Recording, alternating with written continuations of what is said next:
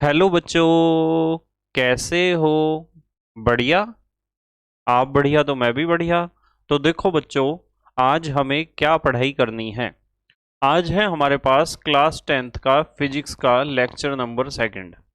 इससे पहले हमने भौतिक विज्ञान का एक लेक्चर पढ़ा था और आज हमारे पास भौतिक विज्ञान का कक्षा 10 का ये दूसरा लेक्चर है।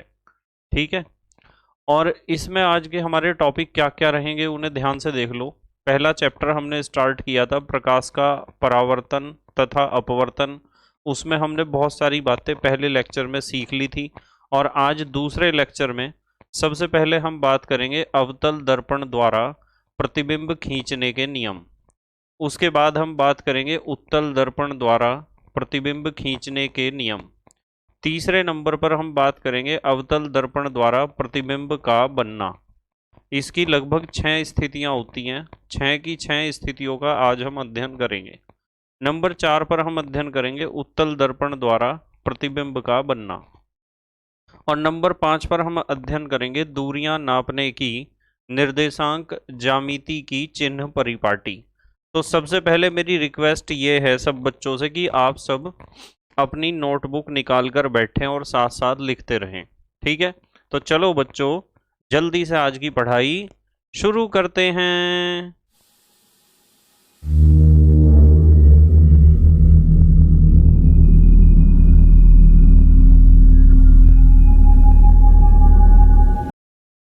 तो बेटे, हमें आज कुल 5 पॉइंट्स को डिस्कस करना है, पर ये पांचों पॉइंट बहुत ज़्यादा इम्पॉर्टेंट हैं आपके एग्ज़ाम के लिहाज से। इसलिए अपनी नोटबुक निकाल कर बैठो और मेरे साथ साथ लिखते रहना। चलो स्टार्ट करते हैं। सबसे पहले हम बात करते हैं, पहली हेडिंग लिखते हैं अपनी। लिखते हैं अवतल दर्पण द्वारा प्रतिबिंब खींचने के नियम। तो सबसे पहली हेडिंग है हमारी, आप भी लिखो मेरे साथ साथ, अवतल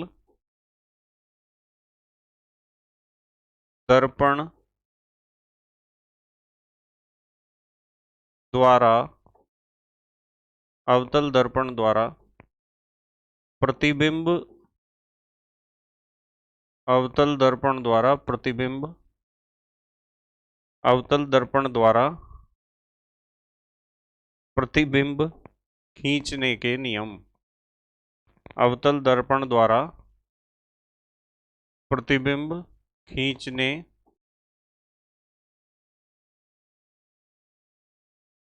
के नियम।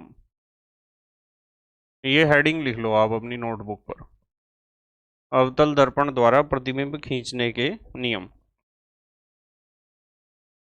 लिख लिया हेडिंग सब बच्चों ने? जो मैं कहता हूं उसे लिखते रहा करो जब जब मैं लिखता हूं। तो अवतल दर्पण द्वारा प्रतिबिंब खींचने के नियम में जो सबसे पहला नियम हमें पढ़ना है उसे ध्यान से देखना जरा। पहला नियम क्या है? पहला नियम यह है कि मान लो आपके पास एक अवतल दर्पण है। आपको पता है अवतल दर्पण कैसा होता है? अवतल दर्पण होता है, यहाँ बना देता हूँ चलो। ये हमारे पास एक अवतल दर्पण है। अवतल दर्पण की खासियत ये होती है कि इसका जो परावर्तक तल होता है वो अंदर की तरफ को धंसा हुआ होता है। और इस अवतल दर्पण में हमने बनाना है एक मुख्य अक्ष। एक मुख्य अक्ष बनाते हैं चलो। एक बनाते हैं मुख्य अक्ष। ये हमारा मुख्य अक्ष है। ये है हमारा मुख्य अक्ष। ठीक है, ये अवतल दर्पण का मुख्य अक्ष है। ठीक है, ये मुख्य अक्ष हो गया। अब मुख्य अक्ष के बाद हमें पता होना चाहिए कि लगभग यहाँ तो होगा हमारा एक पॉइंट जिसे हम कहते हैं वक्रता केंद्र सी। ये तो वक्रता केंद्र सी हुआ। और यहाँ होगा लगभग बीच में होगा हमारा फोकस। इसका फोकस यहाँ होगा। और इस बिंदु को हम कहते हैं, इस वाले बिंदु को हम कहते हैं ध्रुव P। ये हुआ ध्रुव P। ठीक है। तो पहला नियम क्या है? पहला नियम यह है कि जो प्रकाश की किरण मुख्य अक्ष के समांतर आती है, यानी मुख्य अक्ष के समांतर आने वाली प्रकाश की किरण, हमारे पास एक प्रकाश की किरण है वो मुख्य अक्ष के समांतर आई ऐसे और यहाँ दर्पण से टकराई। इस प्रकाश की किरण की खासियत यह है कि ये कहाँ से आई है, मुख्य अक्ष के समांतर आई है। तो मुख्य अक्ष के समांतर आने वाली प्रकाश की किरण अवतल दर्पण से परावर्तन के पश्चात फोकस से होकर जाती है। ये प्रकाश की किरण यहाँ से होकर जाएगी, फोकस से। कहाँ से होकर वापस लौट जाएगी, फोकस से होकर वापस लौट जाएगी। ध्यान से देख लो आप इसे। तो जो प्रकाश की किरण मुख्य अक्ष के समांतर आती है वह परावर्तन के पश्चात कौन से बिंदु से लौटती है, फोकस बिंदु से वापस लौटती है। तो पहला नियम क्या है, पहला नियम यह है मुख्य, ये नियम हम अवतल दर्पण के पढ़ रहे हैं। देखो अवतल दर्पण बनाया है ना यहाँ, तो अवतल दर्पण के नियम हैं। मुख्य अक्ष के, मेरे साथ साथ लिखते रहना और चित्र भी बनाते रहना। मुख्य अक्ष के समांतर, मुख्य अक्ष के समांतर आने वाली, मुख्य अक्ष के समांतर आने वाली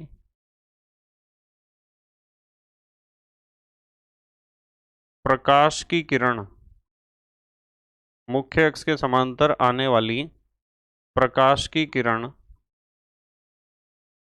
प्रकाश की किरण कौन सा दर्पण है, ये अवतल दर्पण, अवतल दर्पण से, अवतल दर्पण से परावर्तन के पश्चात, अवतल दर्पण से परावर्तन के पश्चात कहाँ से होकर जाती है बताओ, परावर्तन के पश्चात कहाँ से होके गई, फोकस से। फोकस, फोकस बिंदु, या आप इसे मुख्य फोकस भी कह सकते हो। फोकस बिंदु एफ से होकर जाती है, एफ से होकर जाती है। तो ये तो हुआ बेटे हमारा पहला नियम। पहला नियम ये है कि मुख्य अक्ष के समांतर आने वाली प्रकाश की किरण अवतल दर्पण से परावर्तन के पश्चात कहाँ से होकर जाती है, फोकस से होकर जाती है। ठीक है, यह प्रकाश की किरण ऐसे आई थी, इस तरीके से, मतलब मुख्य अक्ष के समांतर आई थी और परावर्तन के पश्चात कहाँ से लौट गई, फोकस बिंदु से होती हुई वापस लौट गई है। तो उम्मीद है पहला नियम आपको समझ में आ गया होगा। अब आते हैं हम दूसरे नियम पर। तो हेडिंग लिखते हैं, दूसरा नियम देखते हैं क्या है। यहाँ लिखते हैं हम नंबर 2, दूसरा नियम। देखो हमारे पास एक अवतल दर्पण ही है, यह हमारे पास एक अवतल दर्पण है और अवतल दर्पण की खासियत ये होती है कि इसका परावर्तक तल अंदर की तरफ को धंसा हुआ होता है। अब इस अवतल दर्पण में हमें बनाना है मुख्य अक्ष, ये हमने बना लिया मुख्य अक्ष। ठीक है, ध्यान से देखना आप, ये हमने बनाया मुख्य अक्ष, ये मुख्य अक्ष बना दिया। ठीक है, ये बनाया मुख्य अक्ष। अब हमें पता है कि मुख्य अक्ष में हमें कौन कौन से बिंदु दिखाने पड़ेंगे। लगभग यहाँ तो होगा इसका वक्रता केंद्र C, और यहाँ होगा आधे पर होगा इसका फोकस F, आधे पर होगा इसका फोकस F, और यहाँ होगा इसका ध्रुव P। ठीक है, अब हमारा जो दूसरा नियम है वो हमें कहता है कि यदि कोई प्रकाश की किरण फोकस बिंदु से होकर आती है, मान लो एक प्रकाश की किरण है और वो आती है फोकस बिंदु से होकर, ये प्रकाश की किरण यहाँ से चली और ये जा रही है कहाँ से, फोकस बिंदु से होकर जाती है। तो जो प्रकाश की किरण फोकस बिंदु से होकर आती है और कहाँ टकराती है, वो टकराती है दर्पण के परावर्तक तल पर। तो ये प्रकाश की किरण आई, देखो दूसरे कलर से बनाते हैं जिससे स्पष्ट रूप से आपको दिखाई दे। फोकस बिंदु से होकर आती हुई प्रकाश की किरण परावर्तन के पश्चात क्या होगा, मुख्य अक्ष के समांतर हो जाएगी, ऐसे चली जाएगी। ठीक है, तो जो प्रकाश की किरण कहाँ से होकर आती है, फोकस बिंदु से होकर आती है, वह परावर्तन के पश्चात मुख्य अक्ष के क्या हो जाती है, समांतर। ये दूसरा नियम है कि फोकस बिंदु से होकर आने वाली प्रकाश की किरण परावर्तन के पश्चात मुख्य अक्ष के समांतर हो जाती है। तो यहां लिखेंगे फोकस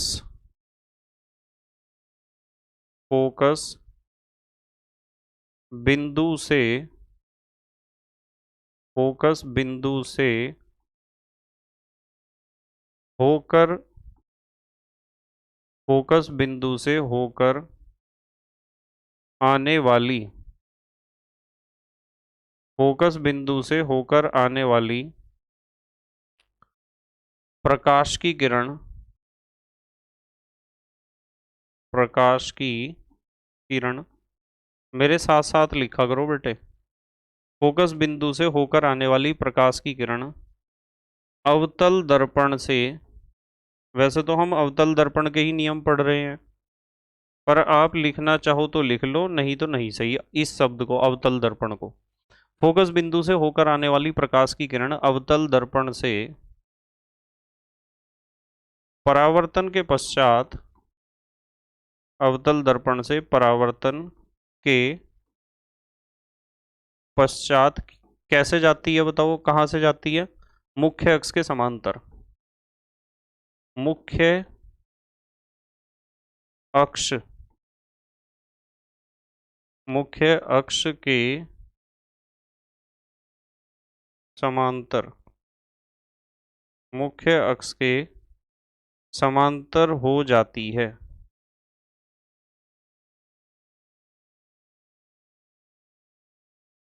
मतलब परावर्तन के पश्चात जब वापस लौटेगी तो कहाँ से लौटेगी? मुख्य अक्ष के समांतर। तो ये है अवतल दर्पण से प्रतिबिंब खींचने का दूसरा नियम। अब आते हैं हम तीसरे नियम पर। अवतल दर्पण से प्रतिबिंब खींचने का तीसरा नियम क्या है? यहां लिखते हैं नंबर 3। तीसरा नियम ध्यान से देख लेना आप। तीसरा नियम यह है कि हमारे पास अवतल दर्पण, ध्यान से समझ लेना। यह अवतल दर्पण की खासियत यह होती है कि इसका परावर्तक तल अंदर की तरफ धंसा हुआ है और यहाँ हमने इस पर कर रखी है पॉलिश या पेंट, और हम बनाते हैं इसका मुख्य अक्ष। ये बना दिया मुख्य अक्ष। ठीक है, आप जानते हो ना मुख्य अक्ष को। मुख्य अक्ष वो काल्पनिक तल होता है जो वक्रता केंद्र, फोकस और ध्रुव से होकर जाता है। ये हमने मुख्य अक्ष बना दिया। अब ये जो मुख्य अक्ष हमने यहाँ बनाया है, इस मुख्य अक्ष पर हमें कौन कौन से बिंदु लेने हैं? आपको पता है ये वाला बिंदु तो है हमारे पास ध्रुव P। ये तो ध्रुव P है, और यहाँ को कहीं को होगा फोकस F, और यहाँ होगा वक्रता केंद्र C। अब समझो ध्यान से। तो ये तीसरा नियम हमें बताता है कि यदि कोई प्रकाश की किरण, मान लो कोई प्रकाश की किरण है, और वो प्रकाश की किरण आती है ऐसे वक्रता केंद्र से होते हुए यहाँ से। तो यदि कोई प्रकाश की किरण वक्रता केंद्र से होते हुए आती है इस तरीके से, वो मान लो इस तरीके से आई वक्रता केंद्र से होते हुए, तो वो प्रकाश की किरण यहाँ टकराएगी, और टकराने के बाद, ऐसे टकराने के बाद अपने मार्ग पर ही वापस लौट जाएगी ऐसे। समझ रहे आप? तो वक्रता केंद्र C से होकर आने वाली प्रकाश की किरण अवतल दर्पण से परावर्तन के पश्चात अपने मार्ग पर ही, अपने रास्ते पर ही वापस लौट जाती है। तो तीसरा नियम हमें बताता है कि वक्रता केंद्र वक्रता केंद्र को हम किससे प्रदर्शित करते हैं? C से। वक्रता केंद्र से होकर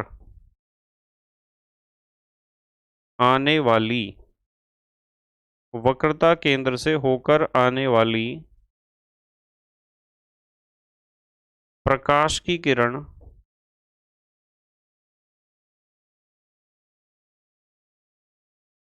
वक्रता केंद्र C से होकर आने वाली प्रकाश की किरण अवतल दर्पण से अवतल दर्पण से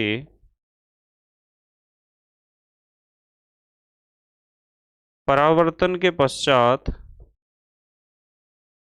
अवतल दर्पण से परावर्तन के पश्चात अपने मार्ग पर ही,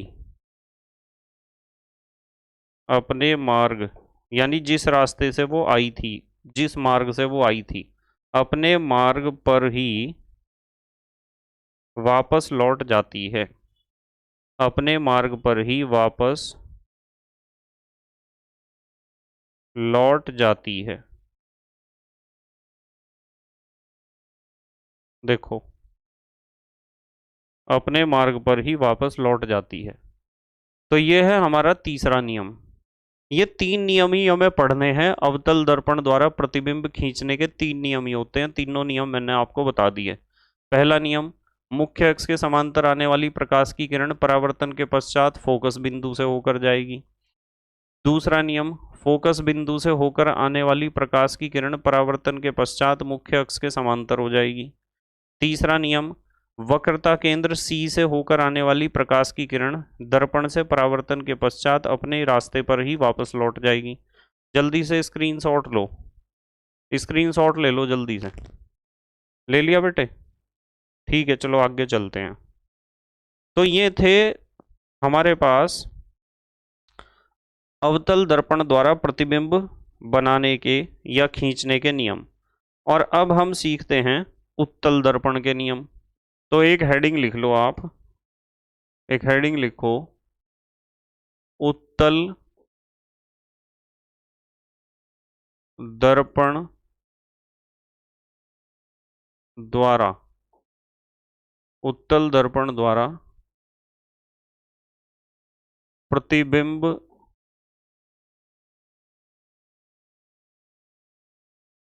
खींचने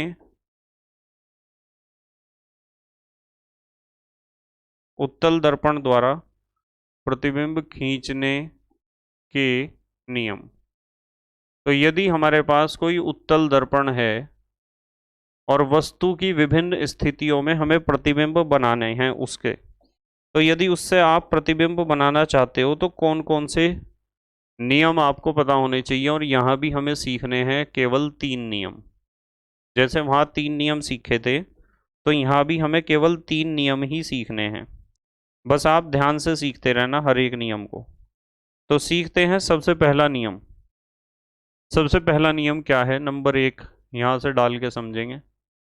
आपके पास कोई उत्तल दर्पण है, जैसे यह हमारे पास एक उत्तल दर्पण है। पहला नियम यहाँ सीखते हैं। तो उत्तल दर्पण में जो तल अंदर की तरफ को दबा हुआ होता है, उस तल पर तो हम कर देते हैं पॉलिश, और इसका परावर्तक तल हो जाता है फिर उभरा हुआ। उत्तल दर्पण की खासियत ये होती है कि इसका परावर्तक तल कैसा होता है? उभरा हुआ होता है परावर्तक तल। और ये बना दिया हमने इसका मुख्य अक्ष, ये इसका मुख्य अक्ष बना दिया हमने। ठीक है, समझ रहे हैं आप? अब पहले मैं एक काम करता हूँ, ये जो उत्तल दर्पण है, तीन नियम है, तो तीन बार इसे पहले से ही बना लेते हैं जिससे थोड़ा टाइम बच जाए हमारा। ठीक है, एक बार हम उत्तल दर्पण को यहाँ रख देंगे, यहाँ नियम सीख लेंगे। और एक बार हम उत्तल दर्पण को यहाँ रख देंगे। तीनों नियम सीख जाएंगे ना फिर हम आराम से एक साथ। देखो, आपको इस बात का भी पता है कि कहाँ, यहाँ तो होगा हमारा ध्रुव P, P तो होगा यहाँ, और यहाँ होगा वक्रता केंद्र C, और यहाँ होगा फोकस F। इसी तरीके से यहाँ होगा P, और यहाँ होगा फोकस F, और यहाँ होगा वक्रता केंद्र C। यहाँ P है, यहाँ लगभग फोकस है, और यहाँ वक्रता केंद्र C है। अब देखते हैं पहला नियम क्या है। ध्यान से समझना आप, पहला नियम क्या है, ध्यान से समझना। पहला नियम ये है कि जो प्रकाश की किरण मुख्य अक्ष के समांतर आएगी ना, ऐसे जो प्रकाश की किरण मुख्य अक्ष के समांतर आती है, वो परावर्तन के पश्चात फोकस बिंदु से आती हुई प्रतीत होती है। परावर्तन के पश्चात वो प्रकाश की किरण, ध्यान से समझना बिल्कुल, परावर्तन के पश्चात जो प्रकाश की किरण यहाँ आई ना, ये तो आपका मुख्य अक्ष है। जो प्रकाश की किरण मुख्य अक्ष के समांतर आई वो यहाँ टकराएगी और यहाँ लौट जाएगी ऐसे। पर ऐसा प्रतीत होगा जैसे फोकस बिंदु से आ रही हो। ये प्रकाश की किरण यहाँ टकराई और यहीं से ही लौट गई वापस। पर ऐसा लगता है जैसे कहाँ से आ रही हो, फोकस बिंदु से। समझ में आ रही बात? तो ये है हमारा पहला नियम। पहला नियम यह है कि उत्तल दर्पण, उत्तल दर्पण के मुख्य अक्ष, उत्तल दर्पण के मुख्य अक्ष, उत्तल दर्पण के मुख्य अक्ष के समांतर, उत्तल दर्पण के मुख्य अक्ष के समांतर आने वाली, मुख्य अक्ष के समांतर आने वाली प्रकाश की किरण, मुख्य अक्ष के समांतर आने वाली प्रकाश की किरण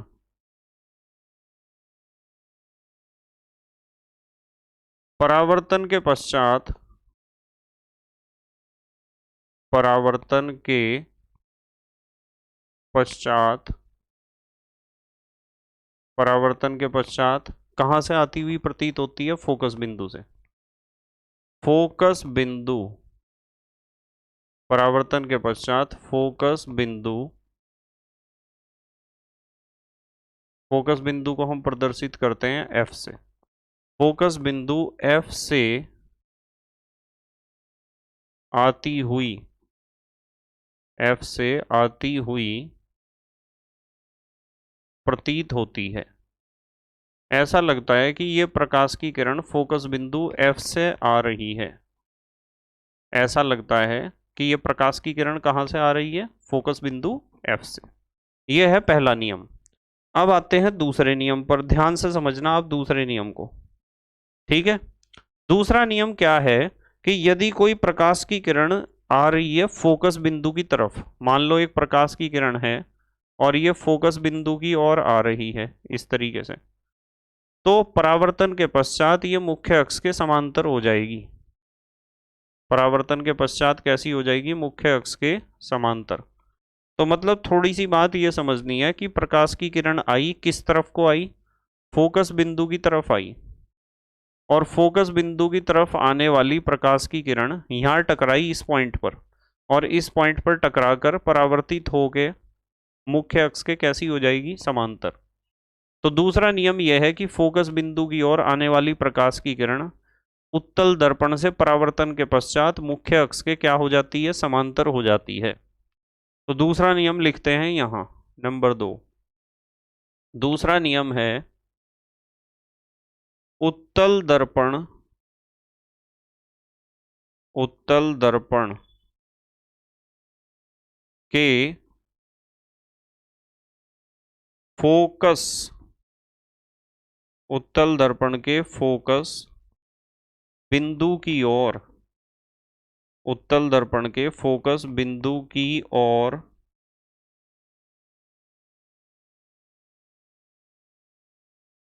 आने वाली, फोकस बिंदु की ओर आने वाली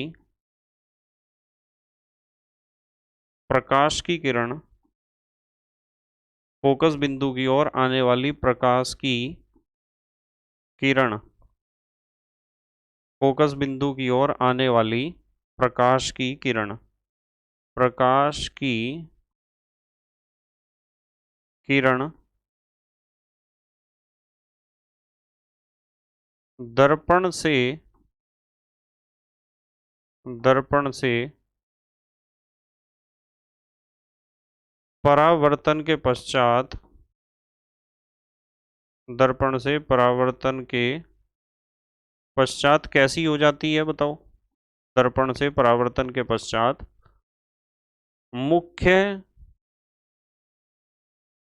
मुख्य अक्ष के, मुख्य अक्ष के कैसी हो जाती है? समांतर।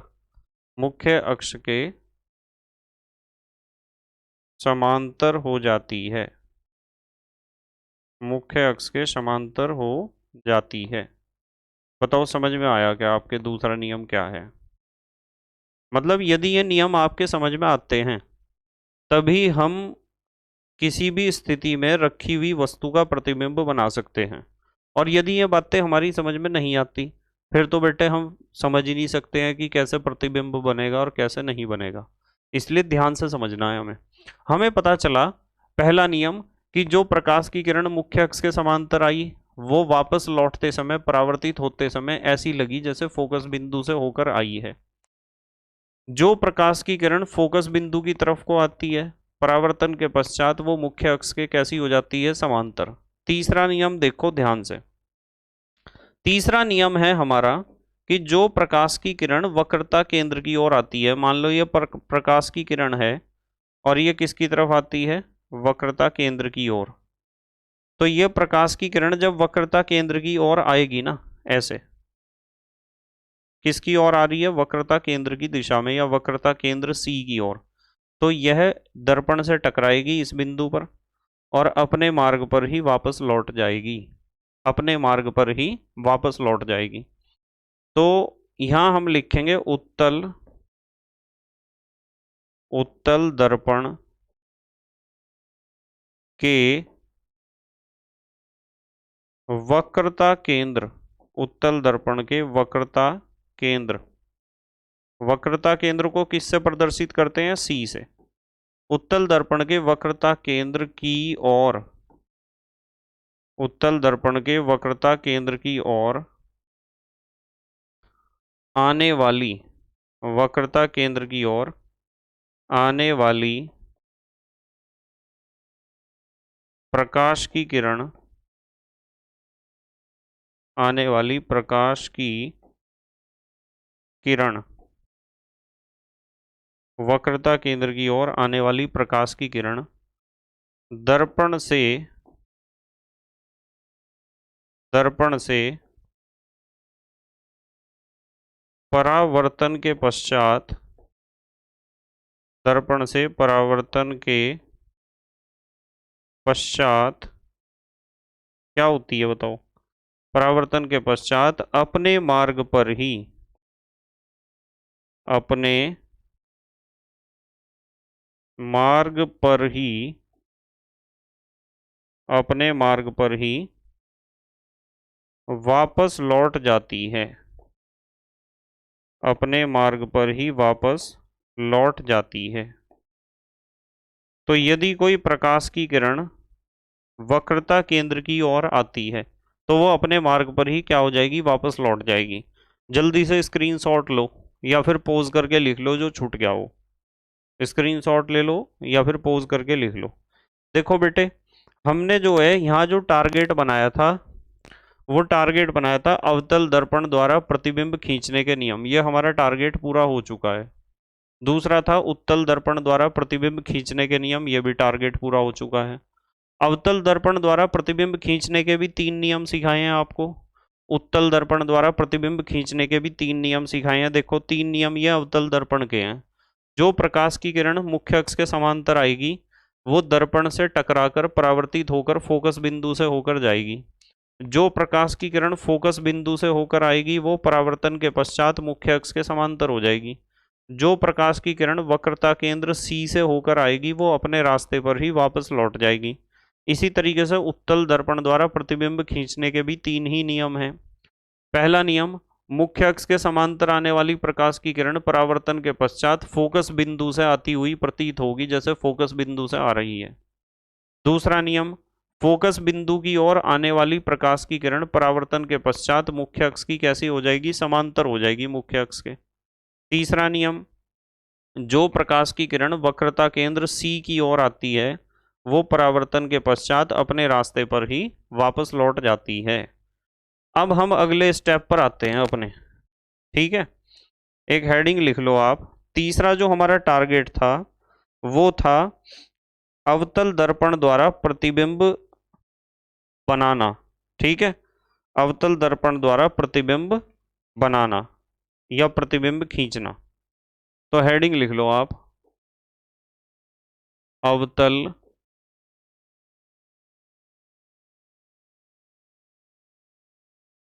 दर्पण द्वारा प्रतिबिंब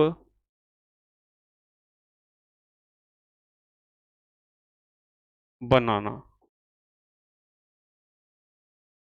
अवतल दर्पण द्वारा प्रतिबिंब बनाना या प्रतिबिंब खींचना आपको जरूर आना चाहिए हर एक हालत में, कि हम अवतल दर्पण द्वारा कैसे प्रतिबिंब बना सकते हैं, कितनी स्थितियां होती हैं, सारी स्थितियां आपको स्पष्ट होनी चाहिए।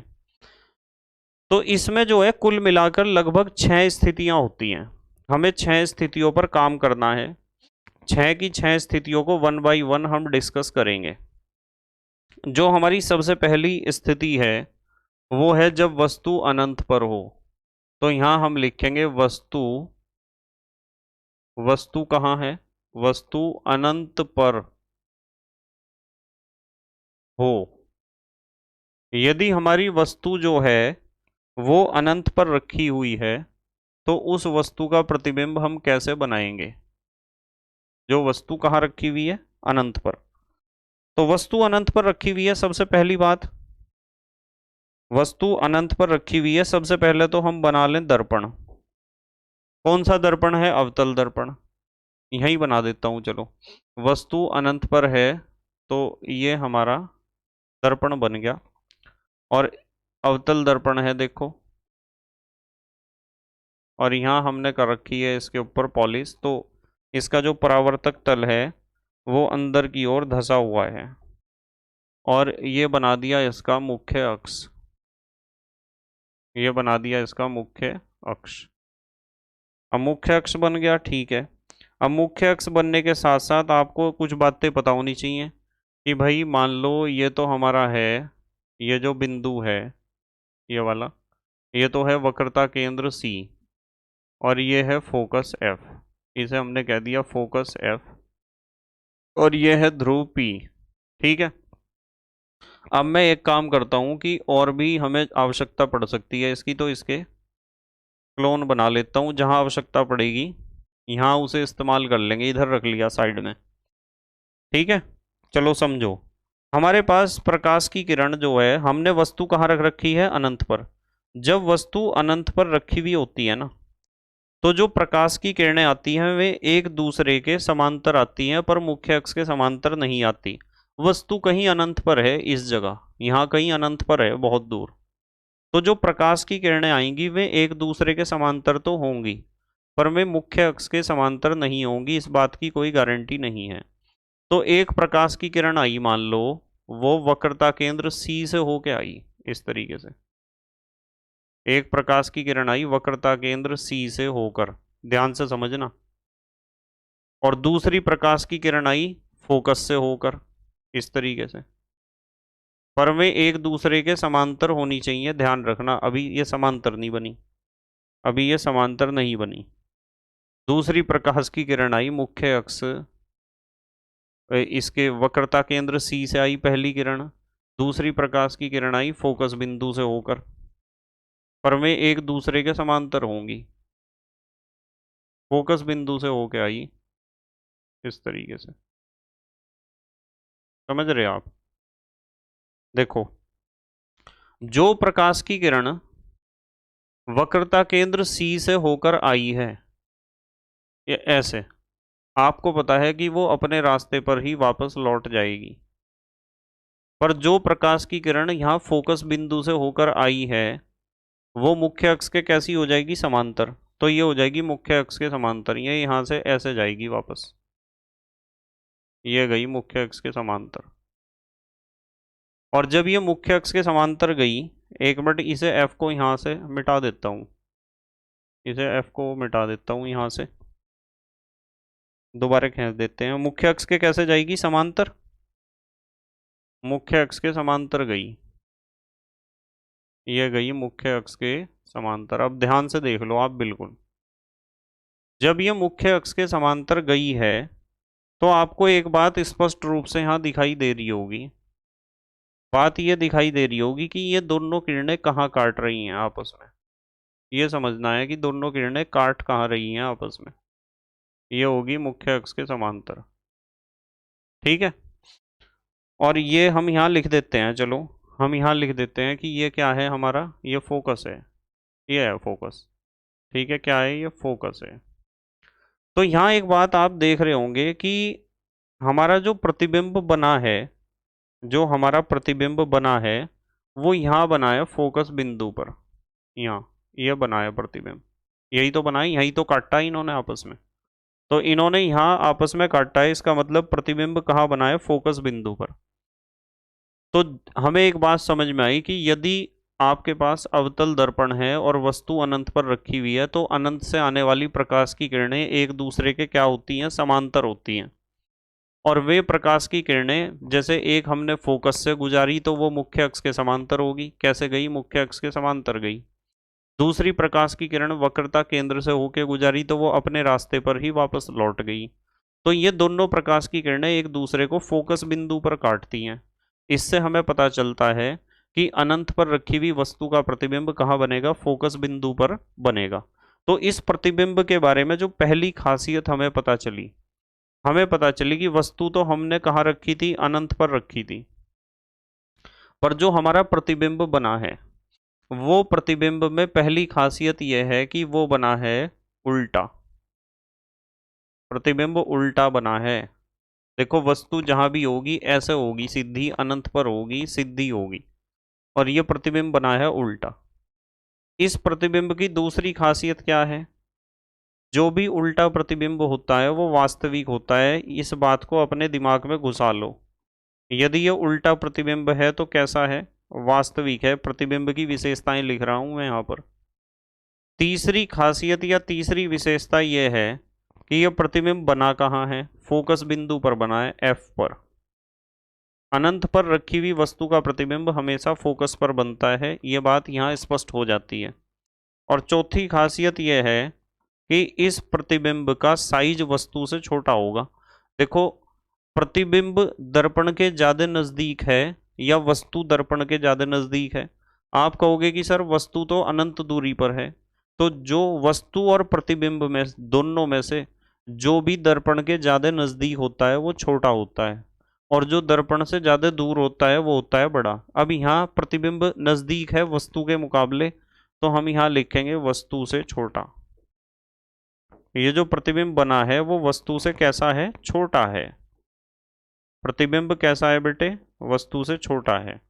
ठीक है, तो ये चार खासियत आपको लिखकर आनी है एग्जाम में। अब आते हैं हम अगली बात पर। चलो पहली स्थिति हमने पढ़ ली, दूसरी स्थिति की बात करते हैं। और दूसरी स्थिति में मैं यहाँ रख ले, यहाँ नहीं रखते, चलो इसे कहाँ रखें इसे, चलो यहीं रख लेते हैं, विशेषताएं लिख देंगे इसकी। ये हमारे पास दूसरी स्थिति है, यानी अब हम पढ़ेंगे वस्तु की दूसरी स्थिति के बारे में। वो पहली स्थिति थी और अब हम दूसरी स्थिति के बारे में पढ़ेंगे।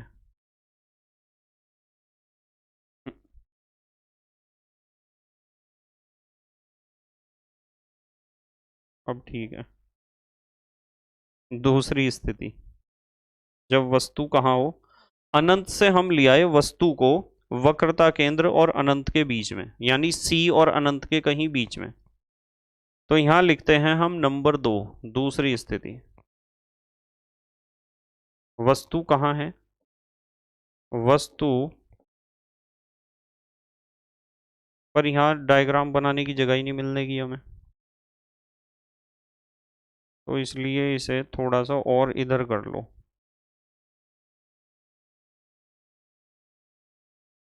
और इधर कर लो। देखते हैं चलो, वस्तु अनंत व सी के, सी माने वक्रता केंद्र, अनंत व सी के बीच हो। हमारी जो वस्तु है वो अनंत और वक्रता केंद्र सी के बीच है। ठीक है, अंडरलाइन कर देते हैं इसे, हेडिंग को। अनंत व सी के क्या है, बीच है। वस्तु अनंत व सी के बीच हो।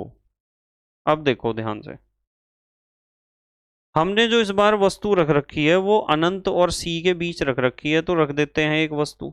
अब तो हम वस्तु बना सकते हैं ना, तो मान लो हमारी वस्तु ये है वस्तु हमारी, ये वस्तु है। वस्तु को आप ओ से लिख सकते हो, ओ माने ऑब्जेक्ट, ऑब्जेक्ट माने वस्तु। अब हमने क्या काम करा, हम पहली प्रकाश की किरण लाएंगे, पहली प्रकाश की किरण लाएंगे मुख्य अक्ष के समांतर। ये प्रकाश की किरण देखो मुख्य अक्ष के समांतर जाएगी। देखो अब तो है समांतर। जो प्रकाश की किरण मुख्य अक्ष के समांतर जाएगी वो परावर्तन के पश्चात कहाँ से होकर जाएगी बताओ। वो परावर्तन के पश्चात जाएगी फोकस बिंदु से होकर। इसे हमें फोकस बिंदु से होके ले जाना है, ये फोकस है। यहाँ से होकर गई प्रकाश की किरण, वापस लौट गई यहाँ से होती हुई। दूसरी प्रकाश की किरण कहाँ से जाएगी, देखो पहली तो पता चल गई, जो मुख्य अक्ष के समांतर होकर गई, जो प्रकाश की किरण गई है मुख्य अक्ष के समांतर, वो परावर्तन के पश्चात कहाँ से होकर जाती है, फोकस बिंदु से। दूसरी प्रकाश की किरण ले जाते हैं हम वक्रता केंद्र सी से, ले जाओ चलो। जो प्रकाश की किरण वक्रता केंद्र सी से होकर जाएगी ऐसे, ये तो दर्पण से बाहर निकल गई, दर्पण से बाहर निकल गई ना, तो या तो दर्पण का साइज बढ़ाओ, नहीं तो वस्तु का साइज थोड़ा छोटा कर लो। चलो वस्तु के साइज को थोड़ा छोटा कर लेते हैं हम, फिर कोई दिक्कत नहीं होगी। ठीक है, चलो वस्तु के साइज को थोड़ा छोटा कर लेते हैं इसे। ध्यान से देखना, वस्तु का साइज हमने थोड़ा सा छोटा कर लिया जिससे हम आसानी से समझ सकें। ओ माने वस्तु। अब करते हैं, पहली प्रकाश की किरण ले जाते हैं मुख्य अक्ष के समांतर। ये पहली प्रकाश की किरण गई मुख्य अक्ष के समांतर। परावर्तन के पश्चात आपको पता है कहाँ से होकर आएगी है। जो प्रकाश की किरण मुख्य अक्ष के समांतर जाती है परावर्तन के पश्चात वो फोकस बिंदु से होती हुई आती है। ये फोकस बिंदु से होती हुई आई वापस, यानी ये मुख्य अक्ष के समांतर गई थी और वापस लौटी है परावर्तन के पश्चात फोकस बिंदु से होती हुई। अब मैं दूसरी प्रकाश की किरण को ले जाऊंगा वक्रता का केंद्र सी से। यह वक्रता केंद्र सी से होके जाती है, देखो अब तो आ रही ना दर्पण के ऊपर। तो जो प्रकाश की किरण वक्रता केंद्र सी से होकर जाती है ऐसे, आपको उसके बारे में पता है कि सी से होकर जाने वाली प्रकाश की किरण परावर्तन के पश्चात अपने मार्ग पर ही वापस लौट जाती है। तो इन दोनों किरणों ने काटा कहाँ एक दूसरे को, इन दोनों किरणों ने एक दूसरे को काटा है इस बिंदु पर। इस बिंदु पर काटा है तो प्रतिबिंब यहां बनेगा इस जगह, ये बनेगा प्रतिबिंब, ये बना है प्रतिबिंब। अब यूं देख लो प्रतिबिंब तो बहुत छोटा बना है वस्तु से। हमें प्रतिबिंब की विशेषताएं लिखनी है चारों। इस प्रतिबिंब की चारों विशेषताएं हमें लिखनी है। पहले तो मैं एक काम कर लेता हूं कि ये जो इतना हिस्सा था ना, ये जो हमने यहां से यहां तक करा था, गलती होगी, ये वाला हिस्सा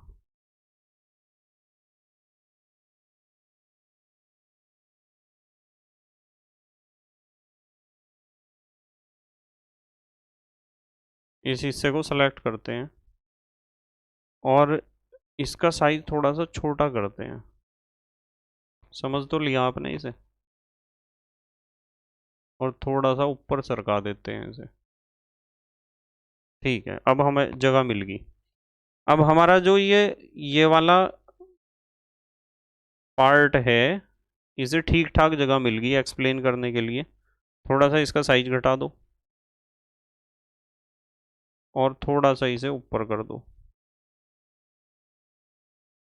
अब ठीक है, चलो देखो पहली खासियत, जैसे कि हमने इस प्रतिबिंब को पूरा करो पहले तो, ये है पहली खासियत। देखो क्या है, पहली खासियत यह है कि जैसे वस्तु का प्रतिबिंब उल्टा है तो ये भी तो उल्टा है। तो हम पहली विशेषता लिखेंगे, यहाँ लिख देते हैं चलो।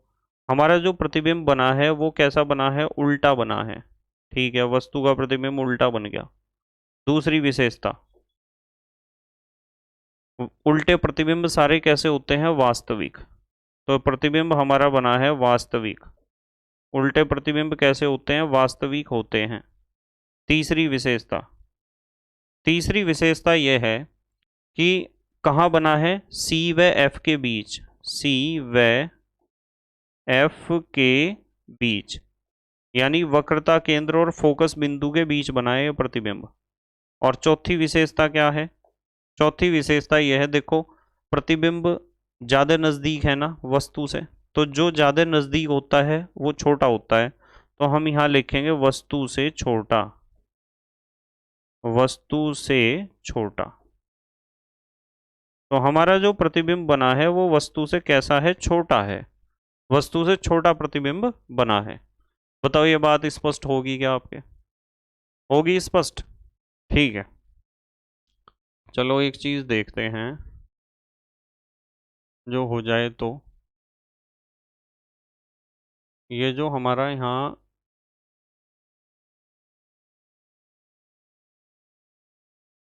हमने जो यहाँ एक्सप्लेन कर रखा है इसे थोड़ा सा ऊपर करो एडजस्ट। और अब ये सारी चीज आराम से ऊपर जा सकती है यदि नीचे का आपको दिखाई नहीं दे रहा तो इसे ऊपर सरका दो यहाँ। अब ठीक हो गया, देखो अब तो दिखाई दे रहा होगा, ठीक है। चलो अब आते हैं हम तीसरी स्थिति पर। हमारी तीसरी स्थिति क्या है, तीसरी स्थिति को समझने से पहले चौथी स्थिति के लिए मैं इसका एक क्लोन रख लेता हूँ, क्योंकि हमें चौथी स्थिति को भी समझना होगा। तीसरी स्थिति को हम समझ लेते हैं यहाँ, तीसरी स्थिति को यहाँ समझेंगे, ऊपर हेडिंग लिख दूंगा मैं और यहाँ समझ लेंगे हम तीसरी स्थिति को इस जगह, ठीक है। चलो लिखते हैं हेडिंग नंबर 3, तीसरी स्थिति। तीसरी स्थिति है जब वस्तु, जब वस्तु भाई पहले तो अनंत पर रखी, अनंत से फिर हम अनंत और सी के बीच में ले आए वस्तु को। अब हम वस्तु को रख देंगे सी के ऊपर। जब वस्तु सी पर हो, जब वस्तु सी पर हो, यदि हम वस्तु को वक्रता केंद्र पर रखते हैं तो क्या होगा, देखो वस्तु को इस बार हमने वक्रता केंद्र पर रख दिया जब वस्तु सी पर हो। यदि वस्तु को आप वक्रता केंद्र पर रखते हो तो क्या होता है, देखो पहले तो वस्तु को रख देते हैं वक्रता केंद्र पर। ये रखी हमारी वस्तु, वक्रता केंद्र सी पर रखी है, इसे सी को यहां से मिटाओ और यहां लिख दो सी, यहां लिख दो ये है सी, ठीक है। या फिर उसी कलर से लिखो, कभी आप कंफ्यूज हो रहे हो। यह वक्रता केंद्र सी है, वक्रता केंद्र सी है, और ये जो हमारी वस्तु है, ये वस्तु को हम लिखते हैं हमेशा ओ से। किससे लिखते हैं, ओ से। और प्रतिबिंब को ध्यान रखना, प्रतिबिंब को हम आई से लिखते हैं, आई से। ये प्रतिबिंब जो है उसे आई, आई माने इमेज, ओ माने ऑब्जेक्ट माने वस्तु।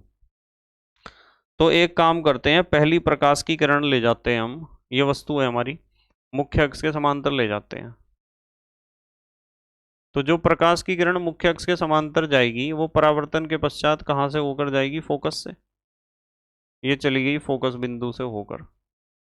अब दूसरी प्रकाश की किरण को वक्रता केंद्र सी से तो ले जा नहीं सकते हम, क्योंकि सी पर तो वस्तु ही रखी है। पहली बात तो हमारी समझ में आई कि जो प्रकाश की किरण मुख्य अक्ष के समांतर गई थी वो परावर्तन के पश्चात फोकस बिंदु से होकर जाती है। अब दूसरी प्रकाश की किरण को हम ले जाएंगे फोकस बिंदु से, यहां से हम ले जा रहे हैं दूसरी प्रकाश की किरण को फोकस बिंदु से होते हुए। तो जो प्रकाश की किरण फोकस बिंदु से होकर जाती है परावर्तन के पश्चात वो कैसी हो जाती है, मुख्य अक्ष के समांतर। तो ये होगी मुख्य अक्ष के समांतर। तो आप यहाँ एक बात देख रहे होंगे कि ये प्रकाश की किरण मुख्य अक्ष के समांतर गई ऐसे। अब यहाँ आपको एक बात समझ में आ रही होगी कि प्रकाश की किरण कहाँ काटती है, सी पर ही काट रही है। देखो कहाँ काट रही है, सी पर। प्रकाश की किरण सी पर काट रही है, तो यही बनेगा हमारा प्रतिबिंब। वस्तु का जो प्रतिबिंब बनेगा ना वो यही बनेगा इस जगह, ये बन गया प्रतिबिंब। मतलब यहाँ जो प्रकाश की किरण मुख्य अक्ष के समांतर आई थी वो तो फोकस से होके गई, और जो प्रकाश की किरण फोकस बिंदु से होकर आई थी वो परावर्तन के पश्चात मुख्य अक्ष के समांतर हो जाती है। तो कहाँ बना प्रतिबिंब? सी पर ही बना है। प्रतिबिंब कहाँ बना है? सी पर। बताओ ये बात समझ में आ गई क्या आपके? तो ये है हमारी तीसरी स्थिति। तीसरी स्थिति को इधर बना देता हूं मैं। और इस तीसरी स्थिति की पहली खासियत यह है कि प्रतिबिंब सीधा है या उल्टा? उल्टा है ना। तो प्रतिबिंब की चार विशेषताएं हमें यहाँ लिखनी है। एक तो प्रतिबिंब उल्टा है। नंबर दो, दूसरी विशेषता, उल्टा है तो उल्टे प्रतिबिंब सारे कैसे होते हैं? वास्तविक। सीधे प्रतिबिंब कैसे होते हैं? आभासी। तो यह प्रतिबिंब कैसा है? वास्तविक प्रतिबिंब है। वास्तविक। और तीसरी विशेषता क्या है? तीसरी विशेषता यह है कि कहाँ बना है? सी पर। सी पर बना है प्रतिबिंब। और चौथी विशेषता क्या है? चौथी विशेषता यह है कि जितनी दूर वस्तु थी उतनी दूर ही प्रतिबिंब है दर्पण से, इसलिए इसका साइज जो है वो वस्तु के बराबर होगा। वस्तु के बराबर साइज होगा, वस्तु के बराबर। तो हमने तीन स्थितियों पर प्रतिबिंब देख लिया है, बनाना सीख लिया तीन स्थितियों पर। पहली स्थिति वस्तु अनंत पर थी। दूसरी स्थिति में जब वस्तु अनंत व सी के बीच हो। तीसरी स्थिति में जब वस्तु सी पर हो। अब आते हैं हम चौथी स्थिति पर। चौथी स्थिति पर आते हैं। चौथी स्थिति में हम वस्तु को पता कहाँ रखेंगे? सी और एफ के बीच रखेंगे। तो चौथी स्थिति नंबर 4, वस्तु सी व एफ के बीच हो। अब हमें वस्तु को सी और एफ के बीच रखना है। वस्तु सी व एफ के बीच रखनी है, ठीक है। देखो, सी व एफ के बीच वस्तु को रखना है, सी व एफ के बीच। वस्तु सी व एफ के बीच हो। सबसे पहले तो इस अपने दर्पण को उठाओ यहाँ से और इसे गोलीय दर्पण को यहाँ लगाओ। इधर लगा लेते हैं इस साइड। और इसमें रखो एक वस्तु। वस्तु रखो सी और एफ के बीच। यहाँ रख दी हमने वस्तु। थोड़ी छोटी वस्तु रखते हैं। ये रखी सी व एफ के बीच। ओ माने ऑब्जेक्ट माने वस्तु रख दी हमने। अब हम क्या करेंगे? अब हम पहली प्रकाश की किरण ले जाएंगे मुख्य अक्ष के समांतर। जो प्रकाश की किरण मुख्य अक्ष के समांतर गई वो परावर्तन के पश्चात आपको पता है कहाँ से होकर जाएगी? फोकस बिंदु से। मुख्य अक्ष के समांतर आने वाली प्रकाश की किरण परावर्तन के पश्चात फोकस बिंदु से होकर जाती है। दूसरी प्रकाश की किरण आप फोकस बिंदु से ले जाओ। दूसरी प्रकाश की किरण को ले जाओ फोकस बिंदु से। जो प्रकाश की किरण फोकस बिंदु से होकर जाएगी ऐसे, वो परावर्तन के पश्चात मुख्य अक्ष के समांतर हो जाएगी। कैसे हो जाएगी? मुख्य अक्ष के समांतर। ऐसे ये होगी मुख्य अक्ष के समांतर, ठीक है। इस वाली किरण को दोबारा बनाता हूँ, थोड़ी लंबी बनानी पड़ेगी ना। ये जाएगी फोकस बिंदु से होती हुई, समांतर आई थी ना, फोकस बिंदु से होती हुई जाएगी। देखो फोकस बिंदु से ही तो जा रही है, ठीक है। मतलब हमने यहाँ समझा है कि जो प्रकाश की किरण मुख्य अक्ष के समांतर आई वो परावर्तन के पश्चात फोकस बिंदु से होकर गई है, और जो प्रकाश की किरण फोकस बिंदु से होकर आई है वो परावर्तन के पश्चात मुख्य अक्ष के समांतर हो गई है। तो इन दोनों प्रकाश की किरणों ने एक दूसरे को कहाँ काटा है? कहाँ प्रतिच्छेद किया है? यहाँ। तो प्रतिबिंब हमारा यहाँ बनेगा। प्रतिबिंब यह बनेगा प्रतिबिंब। थोड़ा सीधा खींच दो इसे। ये प्रतिबिंब बना, ये बना प्रतिबिंब। प्रतिबिंब को आप आई से लिख सकते हो। आई माने इमेज। ये जो ओ से तो ऑब्जेक्ट, आई माने इमेज। तो अब इस प्रतिबिंब की आपको चार विशेषताएं बतानी हैं। कितनी विशेषताएं? चार। पहली विशेषता क्या नजर आ रही? प्रतिबिंब उल्टा है या सीधा? आप कहोगे कि सर प्रतिबिंब उल्टा है जैसा कि हर बार बन रहा है। और उल्टे प्रतिबिंब कैसे होते हैं? वास्तविक। सभी उल्टे प्रतिबिंब कैसे होते हैं? वास्तविक होते हैं उल्टे प्रतिबिंब। तीसरी विशेषता बताओ कहाँ बना है? सी व अनंत के बीच। सी व अनंत के बीच। सी व अनंत के बीच बना है। और चौथी विशेषता ध्यान से देख लेना। बताओ प्रतिबिंब तो वस्तु के मुकाबले दर्पण से दूर है, तो वस्तु से तो बड़ा ही होगा, तो ये प्रतिबिंब बनेगा वस्तु से बड़ा। वस्तु से बड़ा। तो ये चार स्थितियां तो यहाँ स्पष्ट होगी बेटे, चार स्थितियां। जल्दी से आप स्क्रीनशॉट ले लो या पोज करके लिख लो, अगली बात करते हैं। दो स्थितियां और हमें इसके बारे में पढ़नी है। जल्दी से स्क्रीनशॉट लो बेटे। ले लिया? ठीक है, देखो पहले तो हमने वस्तु रखी थी अनंत पर, फिर वस्तु रखी हमने अनंत और सी के बीच में। हम वस्तु को नजदीक लाता जा रहे हैं। फिर वस्तु रखी हमने सी पर, और सी के बाद हमने वस्तु रखी सी और एफ के बीच में। अब पांचवी स्थिति में हम वस्तु को रखेंगे एफ पर। तो लिखते हैं हेडिंग नंबर 5। पांचवी स्थिति, हेडिंग नंबर 5। जब वस्तु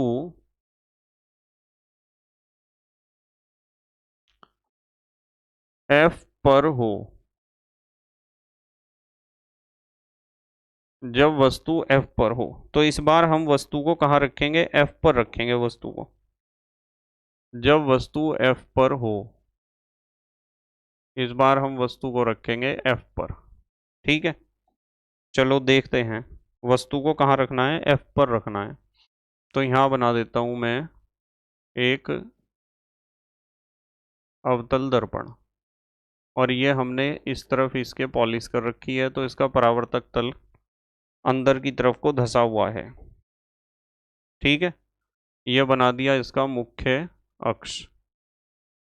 मुख्य अक्ष थोड़ा बड़ा बनाते हैं। ये बनाया इसका मुख्य अक्ष। ये इसका मुख्य अक्ष बना दिया। और इसके पॉइंट दिखा देते हैं कौन कौन से हैं। देखो इसमें यहाँ तो है लगभग सी, और यहाँ है इसका एफ, और यहाँ है इसका ध्रुव पी। अब मुझे इसकी और भी आवश्यकता पड़ेगी दोबारा, तो इसलिए पहले से ही मैं इसे सेलेक्ट करके इसका एक क्लोन बना लेता हूँ इधर। जब जरूरत पड़ेगी तो इसे इस्तेमाल कर लेंगे हम। अभी पहले हम वस्तु को एफ पर रखकर देखते हैं क्या होगा। वस्तु को जब आप एफ पर रखोगे, इधर को बना लूँ इसे थोड़ा, यहाँ। ठीक है, चलो वस्तु को रखते हैं एफ पर। ये रख दी हमने वस्तु। ये वस्तु रख दी हमने एफ पर। ओ, ओ माने ऑब्जेक्ट। हमें प्रकाश की किरण ले जानी है। सबसे पहली प्रकाश की किरण हम ले जाएंगे मुख्य अक्ष के समांतर। जो प्रकाश की किरण मुख्य अक्ष के समांतर जाएगी, वो दर्पण से टकराने के पश्चात कैसी हो जाएगी? फोकस बिंदु से होकर गुजरेगी इस तरीके से। ये जा रही है फोकस बिंदु से होते हुए। ठीक है, ये गई फोकस बिंदु से होते हुए। यानी ये प्रकाश की किरण मुख्य अक्ष के समांतर आई थी, और परावर्तन के पश्चात फोकस बिंदु से होकर जा रही है इस तरीके से। ये जा रही है। अब दूसरी प्रकाश की किरण को हम कहाँ को गुजारें? हम दूसरी प्रकाश की किरण को, दूसरी प्रकाश की किरण को गुजारने का सिर्फ एक रास्ता है। वक्रता केंद्र सी से होते हुए ले जाओ इसे। तो यदि वक्रता केंद्र सी से होते हुए किसी प्रकाश की किरण को आप ले जाते हो, सी से होते हुए, ध्यान से देखना, आप सी से होते हुए प्रकाश की किरण को ले जाओ, और वो यहाँ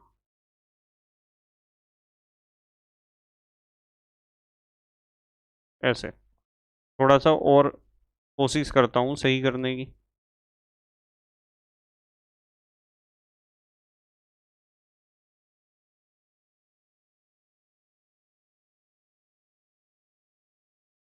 अब ठीक है।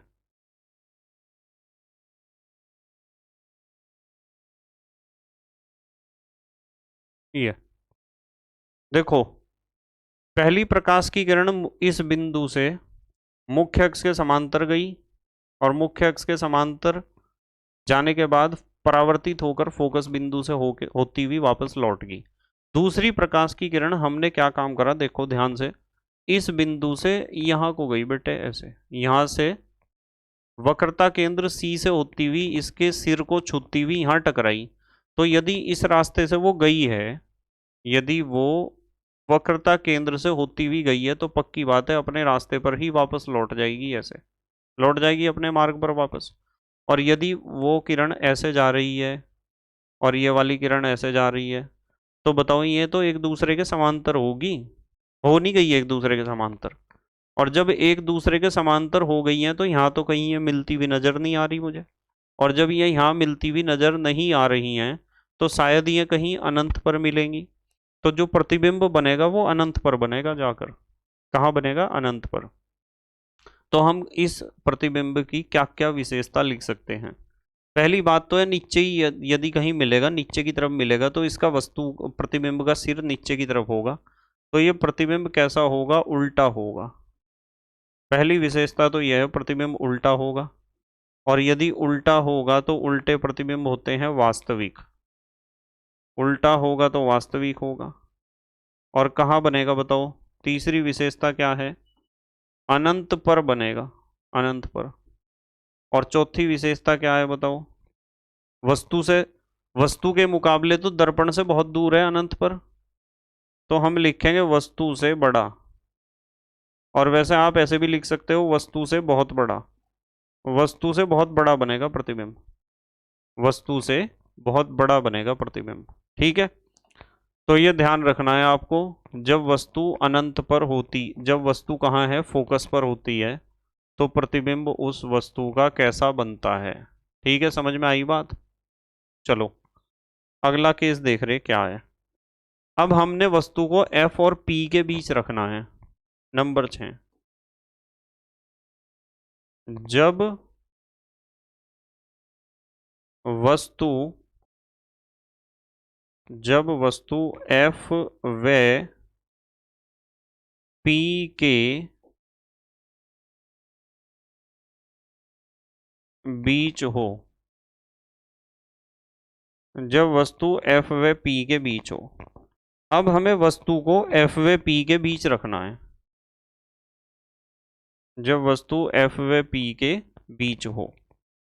ठीक है, इस अपने अवतल दर्पण को यहाँ से उठाओ और यहाँ लगाओ इसे, अवतल दर्पण को यहाँ लगा लो आप, अवतल दर्पण को, और वस्तु को रखना है F व P के बीच। ठीक है, वस्तु को F व P के बीच रखना है। देखो F व P के बीच वस्तु को मैं यहाँ रख देता हूँ, इस जगह, इस जगह रख देते हैं वस्तु को, और ये वस्तु को हमने कह दिया O, O माने ऑब्जेक्ट। अब हम प्रकाश की किरणें ले जाएंगे। देखो पहली प्रकाश की किरण मुख्य अक्ष के समांतर ले जा रहे हैं, देखो गई मुख्य अक्ष के समांतर। यदि मुख्य अक्ष के समांतर गई तो परावर्तन के पश्चात कहाँ से होके जाएगी, फोकस बिंदु से। ये जा रही है फोकस बिंदु से होती हुई प्रकाश की किरण। ठीक है, दूसरी प्रकाश की किरण को आप सी से होते हुए ले जाओ, सी माने वक्रता केंद्र, सी से होती हुई, थोड़ा और सही करना पड़ेगा, दूसरी प्रकाश की किरण को आप ले जाओ सी से होते हुए।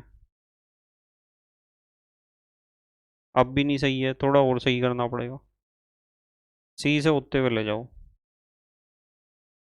अब ठीक है बिल्कुल। यदि दूसरी प्रकाश की किरण सी से होते हुए जा रही है ऐसे, तो मुझे यूं बताओ कि ये दोनों प्रकाश की किरण जो एक तो गई हमारी कहाँ से, एक तो प्रकाश की किरण फोकस बिंदु से, एक तो मुख्य अक्ष के समांतर होके गई, टकराई तो वापस लौटी फोकस बिंदु से होती हुई। दूसरी प्रकाश की किरण को हम ले जा रहे हैं सी से, ये सी है, सी से होती हुई जा रही है प्रकाश की किरण ऐसे। तो जो प्रकाश की किरण सी से होती हुई जाएगी, कोशिश कर रहा हूं मैं एक्यूरेट बन जाए तो ज़्यादा अच्छा है। अब बना एक्यूरेट, अब बना, जो प्रकाश की किरण सी से होती हुई जाएगी ना, ऐसे वक्रता केंद्र से, आपको पता है वो अपने अपने मार्ग पर ही वापस लौट जाएगी ऐसे। तो ये वाली प्रकाश की किरण जो समांतर गई थी परावर्तन के पश्चात ऐसे गई वापस, ये प्रकाश की किरण भी इस तरफ जा रही है और ये भी इस तरफ। पर आप देखो जरा, यहाँ इन दोनों के बीच की दूरी कम है और यहाँ दूरी इनकी ज्यादा है, तो ये तो आगे फैलती जा रही दोनों किरणें।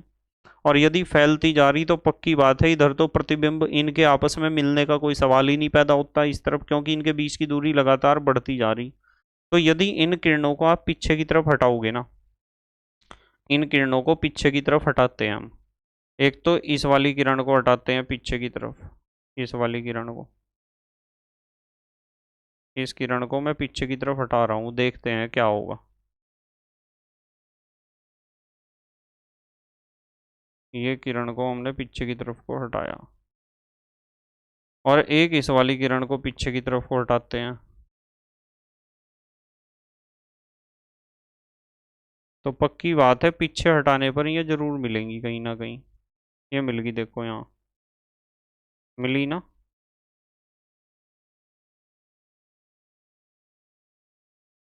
यहाँ मिली, यहाँ मिली, इसका मतलब पता क्या है?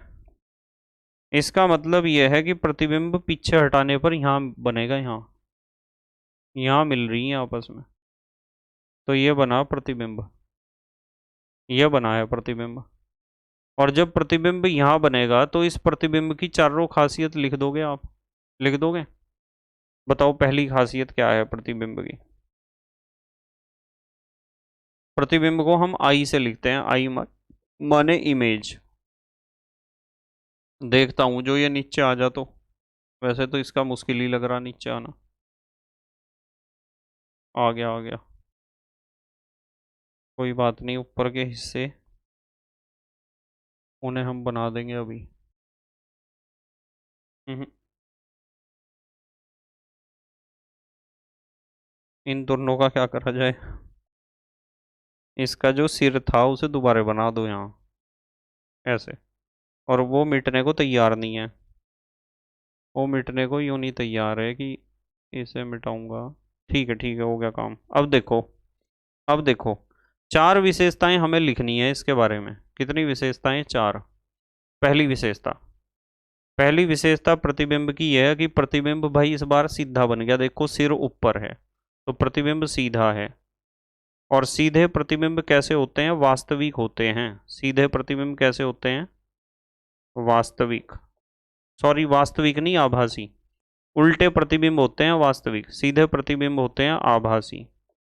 बताओ, किरणें वास्तविकता में थोड़ा ही मिली वहां, पीछे हटा के ही तो हमने मिलाया ही ना, पीछे हटा के, ये तो इधर की तरफ जा रही थी, पीछे हटा के हमने यहाँ मिलाया, कोई वास्तविकता में तो मिली ही नहीं प्रकाश की किरणें, तो आभासी प्रतिबिंब है।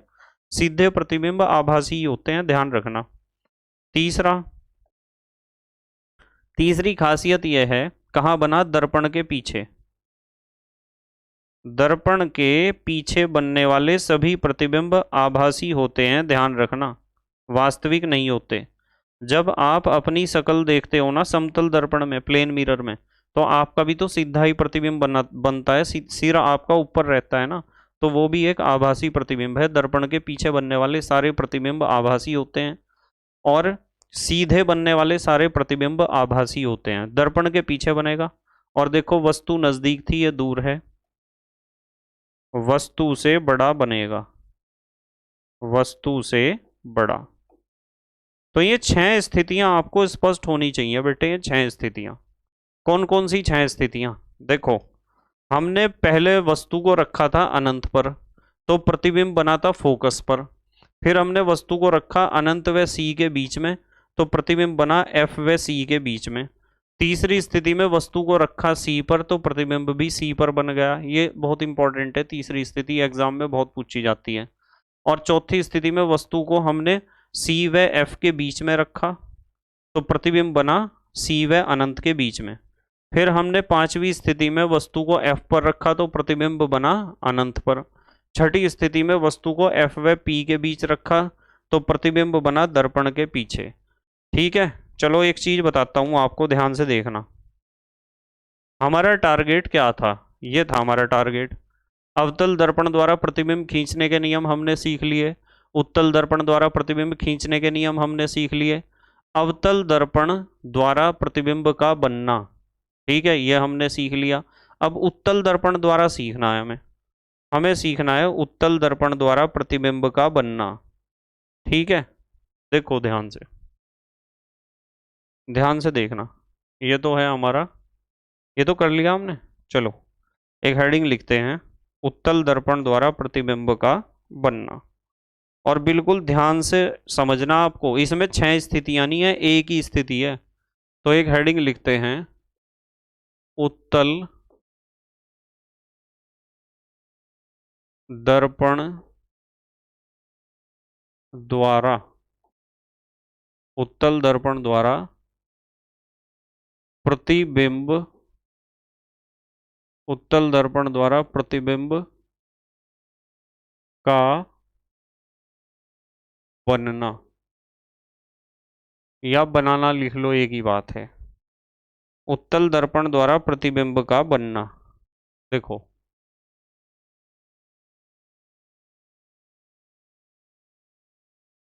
उत्तल दर्पण द्वारा प्रतिबिंब का बनना, इसमें बहुत सारी अलग अलग स्थितियां नहीं होती हैं, एक ही स्थिति होती है। तो बहुत सारी स्थितियों का इसमें हमें अध्ययन नहीं करना है, इसलिए आपको घबराने की कोई भी आवश्यकता नहीं। आपको सिर्फ एक उत्तल दर्पण बनाना है इस तरीके से, और इसमें अंदर की तरफ करना है आपको कलई या पॉलिश, जिससे इसका परावर्तक तल कैसा हो, इसका परावर्तक तल हो उभरा हुआ। और यहाँ बना दो एक मुख्य अक्ष, ये बना दिया हमने एक मुख्य अक्ष। और मुख्य अक्ष पर आपको दिखानी है कुछ चीज़ें।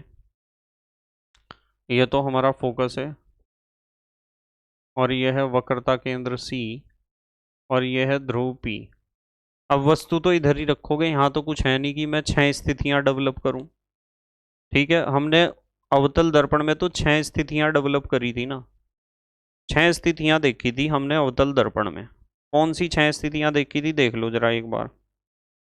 हमने अवतल दर्पण में जो 6 स्थितियां देखी थी, उसमें से मतलब अवतल दर्पण के लिए है केवल ये,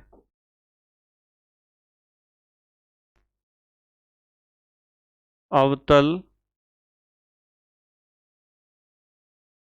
अवतल दर्पण के लिए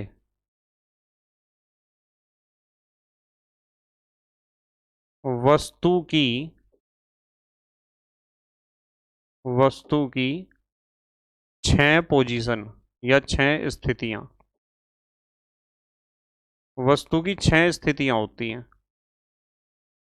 पहली स्थिति तो पढ़ी थी हमने अनंत पर, ठीक है। दूसरी स्थिति पढ़ी थी अनंत व सी के बीच, अनंत व सी के बीच। तीसरी स्थिति पढ़ी हमने सी पर। चौथी स्थिति हमने पढ़ी सी व एफ के बीच, सी व एफ के बीच। और पांचवी स्थिति हमने पढ़ी एफ पर। और छठी स्थिति हमने पढ़ी एफ व पी, पी माने पोल या दर्पण कह दो पी की जगह, के बीच। तो ये कुल मिलाकर जो 6 स्थितियां हमने पढ़ी और 6 अलग अलग तरह के हमने प्रतिबिंब बनाए, ये केवल किसके लिए हैं, अवतल दर्पण के लिए हैं। ध्यान रखना है आपको, इसके लिए सिर्फ अवतल दर्पण के लिए ये 6 स्थितियां हैं, रखोगे ध्यान। ये केवल किसके लिए हैं, अवतल दर्पण के लिए हैं। उत्तल दर्पण में 6 स्थितियां नहीं होती इस तरह अलग अलग। उत्तल दर्पण में क्या होता है, केवल एक स्थिति है। वस्तु को रख के देखो जरा, एक वस्तु रखो और वस्तु को आप यहाँ रख लो। चलो वस्तु को चलो ग्रीन कलर से ही बनाते हैं। ये रख लिया हमने वस्तु को। अब इससे प्रकाश की किरणें चलाओ आप, इससे पहली प्रकाश की किरण चलाओ जो मुख्य अक्ष के समांतर होकर जाती है। ये गई मुख्य अक्ष के समांतर। जो मुख्य अक्ष के समांतर गई तो वो वापस जब लौटेगी तो ऐसा लगेगा जैसे कहाँ से होकर आती है, थोड़ा नीचे कर लेता हूँ इसे यहाँ। तो जो यहाँ गई मुख्य अक्ष के समांतर, वो ऐसा लगेगा जैसे फोकस से होकर आ रही है, इस तरीके से फोकस से आती हुई प्रतीत होगी। ऐसे ही तो होगा। यानी जो प्रकाश की किरण यहाँ गई इस तरीके से, वो दर्पण से परावर्तित होकर वापस जब लौटेगी तो ऐसा लगेगा फोकस बिंदु से होकर आ रही है। अब दूसरी प्रकाश की किरण को कहाँ को ले जाऊं? दूसरी प्रकाश की किरण को ले जाओ आप सी की तरफ, वक्रता केंद्र सी की तरफ ले जाओ आप। जब आप सी की तरफ दूसरी प्रकाश की किरण को ले जाओगे तो पक्की बात है कि वो प्रकाश की किरण यहां से टकराएगी और वापस लौट जाएगी। वापस लौट जाएगी ना, यहाँ इस बिंदु से ही लौट जाएगी वापस, और ये इस बिंदु से वापस लौट जाएगी। पर हमने इन्हें पीछे की तरफ जब हटाएंगे तो यहीं तो मिलेंगी हैं, और यहाँ मिली तो प्रतिबिंब कहाँ बनेगा? ये यहाँ काट रही है आपस में, तो प्रतिबिंब ये बना, प्रतिबिंब हमारा कैसा बना? ये प्रतिबिंब बना। अब बताओ इस प्रतिबिंब की विशेषताएं आप बता दोगे क्या? बता दोगे ना? बताओ पहली विशेषता क्या है? पहली विशेषता ये है कि ये प्रतिबिंब सीधा है, और सीधे प्रतिबिंब वास्तविक तो नहीं होते हैं। सीधे प्रतिबिंब कैसे होते हैं? आभासी। सीधा है तो आभासी होगा। वैसे भी दर्पण के पीछे बन रहा है तो दर्पण के पीछे बनने वाले प्रतिबिंब तो आभासी ही होते हैं। नंबर 3, पोजीशन क्या है दर्पण के पीछे? दर्पण के पीछे, और दर्पण के पीछे भी ध्यान रखना कहाँ है? दर्पण के पीछे भी P व F के बीच ही बनेगा। पोल व फोकस के बीच, ध्रुव व फोकस के बीच ही बनता है।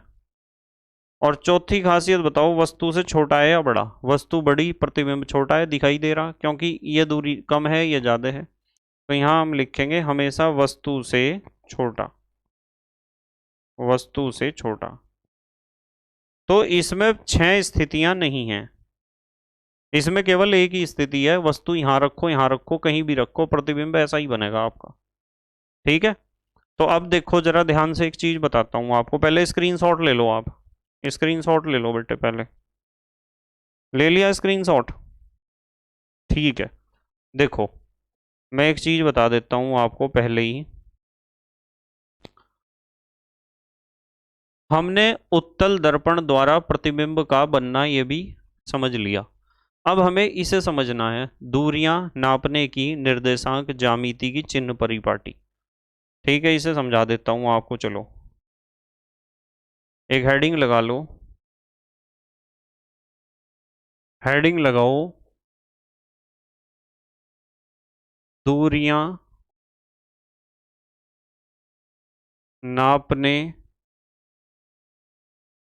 की परिपाटी, बस यही लिख लो आप, बहुत आसानी से समझ में आ जाएगा सब कुछ। दूरियां नापने की परिपाटी, हम किस तरीके से दूरियां नापते हैं, किस तरीके से जब हम किसी दर्पण द्वारा प्रतिबिंब बनाते हैं या लेंस द्वारा, तो दूरियां कैसे नापते हैं वो सिखाना है बस आपको। मान लो मेरे पास एक दर्पण है, ये दर्पण है, चाहे वो कैसा भी दर्पण है, तो इसमें अवतल दर्पण बना लिया। चलो ये अवतल दर्पण है, ये अवतल दर्पण है, चाहे उत्तल दर्पण होता कोई दिक्कत नहीं है, उत्तल दर्पण हो या अवतल हो। चलो उत्तल दर्पण भी साथ में बना लेता हूँ। ये हमारे पास एक तो अवतल दर्पण है, एक उत्तल दर्पण है। ठीक है। अब मैं दोनों के बनाऊंगा, क्या बनाऊंगा? दोनों के मुख्य अक्ष। इसका मुख्य अक्ष ये बना दिया, बहुत आसानी से समझ में आ जाएंगी ये सारी बातें। इसका मुख्य अक्ष ये बना दिया, देख लो दोनों के मुख्य अक्ष बना दिए। ठीक है, थोड़ा सा सीधा कर देता हूँ इसे, अब देखना जरा। ठीक है, देखो मुख्य अक्ष बना दिए। अब आपको सिर्फ एक बात समझनी है, उस बात को ध्यान से समझ लेना बिल्कुल। पहली बात क्या समझनी है? पहली बात ये समझनी है कि आप इधर की जितनी भी दूरियां, इस तरफ की जितनी भी दूरियां नापोगे वे सारी माइनस में होंगी। कैसी होंगी? माइनस में। किसी ने कहा 1 मीटर दूर रख रखी है वस्तु, तो -1 मीटर लिखोगे आप। तो इसमें भी इधर की जितनी भी दूरियां आप नापोगे वे सारी कैसी होंगी? माइनस में होंगी इधर की दूरियां। और दर्पण से दाईं तरफ इधर की दूरियां सारी प्लस में होती हैं। दर्पण से दाईं तरफ यानी इधर की दूरियां सारी कैसी होती हैं? प्लस में। समझ में आई बात? चलो अच्छा, इसे एक दूसरे तरीके से समझाता हूँ आपको, कभी आप फिर भी कंफ्यूज होते रहो। इसे एक और तरीके से समझाता हूँ, अब देखना ध्यान से। मतलब आपका जो मुख्य अक्ष है, मुख्य अक्ष से इधर की दूरियां सारी प्लस में होंगी। इधर की दूरियां सारी किस में होंगी? प्लस में। और मुख्य अक्ष से इधर की दूरियां सारी होंगी माइनस में। तो आप मुख्य अक्ष के इस तरफ चलोगे तो प्लस में दूरियां नापोगे, और इस तरफ चलोगे तो माइनस में। मुख्य अक्ष से आप इधर चल रहे हो तो दूरियां आपको प्लस में नापनी है। सॉरी, प्लस में नहीं, आए हाय फिर गलती कर दी, फिर गलती कर दी। चलो अब फिर सही करते हैं इसे। देखो, देखो ध्यान से देखना। देखता हूँ हो जाता है या नहीं। कहाँ तक? नहीं, इससे आगे चल ही नहीं रहा, इससे आगे नहीं चल रहा है। हाँ अब ठीक है, अब समझ में आ जाएगा। देखो इधर की दूरी जो है, लेफ्ट साइड वाली दूरियां सारी माइनस में नपती हैं, और राइट साइड साइड वाली दूरियां सारी प्लस में नपती हैं। इसमें भी लेफ्ट साइड वाली दूरियां जितनी भी होंगी वे सारी माइनस में नपेंगी, जैसे हम निर्देशांक ज्यामिति में करते हैं, कोऑर्डिनेट ज्योमेट्री में, इधर की प्लस में। अब यहाँ से यदि आप ऊपर जाते हो तो ऊपर की दूरियां सारी प्लस में नपेंगी, और नीचे की दूरियां सारी नपेंगी माइनस में। कि हमारी वस्तु की लंबाई कितनी है, प्रतिबिंब की कितनी है। ऊपर की दूरियां सारी नपेंगी प्लस में, और नीचे की दूरियां सारी नपेंगी माइनस में। बस इतना ध्यान रखना है आपको। रखोगे ध्यान? ये बिल्कुल ऐसे ही होता है जैसे यदि मैं आपको कहूँ कि हमारे पास ये एक्स अक्ष है, तो हमारा जो मुख्य अक्ष होता है वो तो एक्स अक्ष होता है, और यह है वाई अक्ष। जो वस्तु या प्रतिबिंब की लंबाई है वो वाई अक्ष में होती है। ठीक है, तो इसमें तो आपको पता ही है, ये तो मूल बिंदु है। इधर की दूरियां माइनस में नपती हैं, पता है, और इधर की दूरियां नपती हैं प्लस में। ऊपर की दूरियां हमारी प्लस में नपती हैं, और नीचे की दूरियां नपती हैं हमारी किस में? माइनस में। नीचे की दूरियां नपती हैं माइनस में। बस यही है सिस्टम। आपको दर्पण या लेंस यहाँ रखना है मूल बिंदु पर। रखोगे याद? ठीक है बेटे।